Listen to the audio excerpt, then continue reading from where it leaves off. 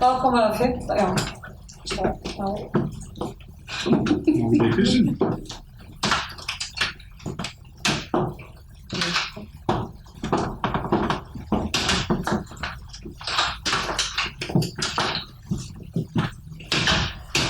komum við að 15 liða á dagskrá, Glerárgil, breyting á deiliskipulagi og það bæði Ingibjörg Ísaksson sem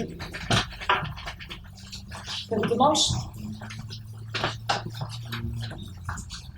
Forseti, ágætu bæjarfulltrúar, hér tillaga breyting á deiliskipulagi Glerárgils sem var auglýst frá 14. ágúst til 25. september. Í breytingunni felst að afmörkun skipulagssvæðisins breytist í samræmis við deiliskipulag skólasvæðis við Höfðahlíð. Ein athugasemd barst þar sem að kom fram tillaga eða ábending það að það sé ósamræmi í legu stíga í deiliskipulagi skólasvæðis við Höfðahlíð og deiliskipulagi við Glerárgil, en skipulagsgögn verða lagfærð í samræmis við þá athugasemd.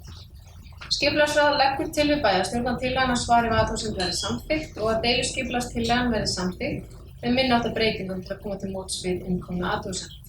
Og sviðsstjóra skipulagssviðs verði falið annað gildistöku hennar samkvæmt 42. grein skipulagslaga nr. 123 frá árinu 2010 með síðari breytingum.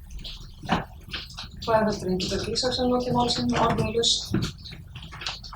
Sem enginn hefur passið hljóðs, þegar ég geta samþykkt tillögu skipulagsráðs gefur merki. Það eru 8 móti, enginn 3 sitja hjá.